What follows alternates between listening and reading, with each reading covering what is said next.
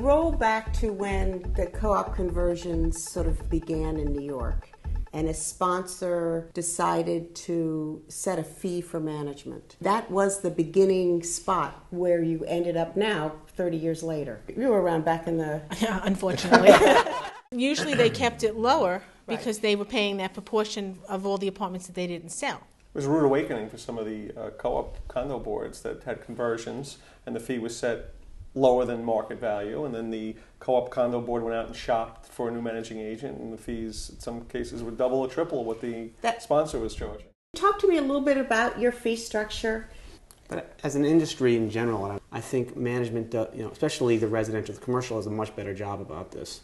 And what we leave the boards with is really a case to compare us on price only, or a very limited beyond that, sort of name recognition and price, which is really a terrible way to really market a business in general. And why do you think you've arrived at this spot?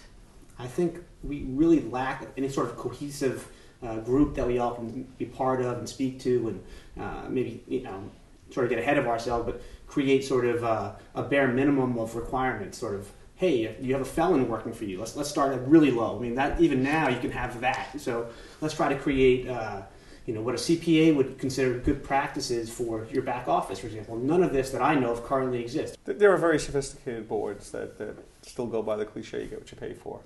What we want to do is we want to get long-term relationships. That first 6 months when you take on a new building is as difficult on the agent as in the board. So what you want to do is you want to go in with a fee that you're not going to be frustrated by as an agent. You want to quote a fair fee that will not need tremendous increases on an annual basis. One of the problems, though, is that, let's say you're managing a $50,000 account and that you annually ask for a modest 2.5% increase, let's say, and by year 7 or year 10, whatever that might be, maybe you're at $60,000. The client is, and if the board changes, the client may be far less inclined to want to continue to pay $60,000 for that service, and the client is might go out and shop that service and look to restart that back at $50,000. Why wouldn't you come up with a basic price and charge separately for everything that you do? Because there are many, you can't half manage the building, so you can't say to the client, instead of coming to the building twice a week, I'll only come once a week. When boards turn over, they sometimes forget, and that's our role to remind them of just what a great job we've done over the past X years. It's like reselling yourself. The management companies that are out there that are not quality, and I know we all know who they are, and they've been in the paper recently, no matter how much you're paying them is too much. We're forced to compete with some of these people because there's no real application process as to how to become a management company, like with the Mitchell-Lama property. So we're forced to compete with some real scoundrels out there, which we shouldn't. It should be clearly set that the companies deserve their fees because they are like a CPA. There is a license behind it. They've gone through and met certain requirements, where these other companies that are sort of bottom feeders don't. But it's not clearly set at the moment. It should be, you're right. But when you do go into the outer boroughs, they also do not want to pay those Manhattan prices. I mean, when you actually analyze what they're saying, they have a building that's the same kind of building that's in Manhattan. It's not a question of a Manhattan price. It's a price to operate a building, isn't it? I think there should be some minimum standards, because this is certainly an industry that has no standard or no set standard. Is its fee structure set up so that an entrepreneur would say, let me make a go of it here? Unlikely. No. No, not currently. Not currently.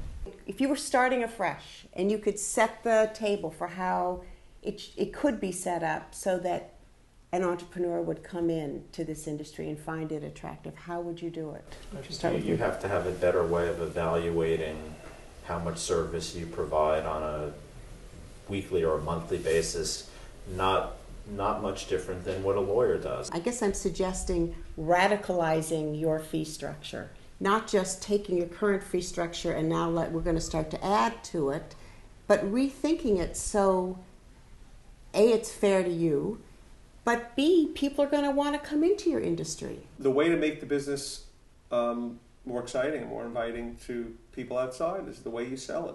RAB, who I consider, very good partners in managing buildings and a huge resource, they sent out this memo to all the buildings about what should happen in the case of a strike. So it says, use of management personnel. Despite the best advanced planning, problems will arise. Who will pick up the mess dropped in the lobby? Who will guard the lobby or run to the elevator when the replacement suddenly fails to appear? Who can shut off valves and take the other necessary actions in an emergency? It's up to management to take up the slack. And I think it's a valid point, but you wouldn't speak to a lawyer like that. You wouldn't speak to an accountant like that. So it's a matter of how we're viewed as an industry. Does that bother you?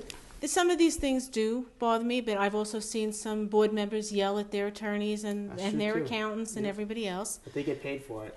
But we get paid for it too. And again, fees are very nice, but you can only charge so much for so many things. You can't rely on the client to set best practices. Because what happens is everybody has their different threshold of what kind of service they're going to give and what they're going to charge for it. From the minute we start our day, which I guess is all day, nobody calls up and said, great shower last night. The water was perfect. Or the temperature of my apartment was perfect. You're never going to get that call. You're going to get, I had no water, the water was hot, the doorman was rude. I'm giving you highlights. This doesn't happen every day, but we're in the complaint business. There's no real formal training for managers. Nobody goes to college to be a property manager. But they should. Maybe. There's a finite amount of money that they could possibly earn in their careers. If you wanted to modify your fee structure or move your fee structure so that you were more in the position like an attorney or an accountant, how would you do that? I don't believe we'll ever be in a position to charge by the hour. I don't think it's going to happen. I know what the owners of plumbing companies make. I know what the owners of electrical companies make. We're not even a fraction of what they do. And I think clearly we work as hard as any of those entities in serving our constituents and our clients. But to have no basis and say, because of my name and the 3 people I gave you as a reference, you should pay X for me and you should pay Y for Wolf, I think is a very hard sale to make. But if I, as your client, knew that there was a group that you were certified by, or you had the stamp of approval, or you belonged to, and Joe's company didn't, you wouldn't have to do a lot of selling to me that I'm going to pay a little bit more because of you've put your company through something. Not necessarily. You're a member of REBNY. You're REBNY? Yes. No, I'm not. Well, REBNY, and we are. With all due respect, your organization, REBNY, does nothing to support you. That's right. To the average client. They don't. Their clients are the real estate agents. They have no even real knowledge about what management companies do besides the closing department. There's no argument from any of us that education is good and a standard is good. The question will be is how many years will it take for everyone to agree on the same standard? How do you make the standard high enough? If you get licensed to be a real estate agent, the standard to be a real estate agent is not, that bar is not really high. Compared to being a managing agent, it is. Well, the question is, how do you make the standard high enough to elevate the entire industry to a level of, maybe not the same level as an attorney or a CPA, but to a level that is certainly higher than, the bicycle messenger? I've been trying to get you to say you're not satisfied with the fee structure, but I think many of you seem to be. No, I think we'd all like to get paid more. I go look at a building, I try to figure out what it's going to cost me to run that building. I want to make some money, and I factor all that into it. If I think that this is going to be a very labor-intensive project and I'm short on capacity in my office, I'm going to either bid this thing very high or I'm not going to bid it at all. And everybody's always said that you didn't make money on management. Management pays the fixed cost, to turn the lights on every day and to have your staff and to be able to do that. And it's the other services that you provide, whether it be sales, resales, insurance, mortgages, and so on and so forth. That's what they call the gravy. And that's how you supplement those fees.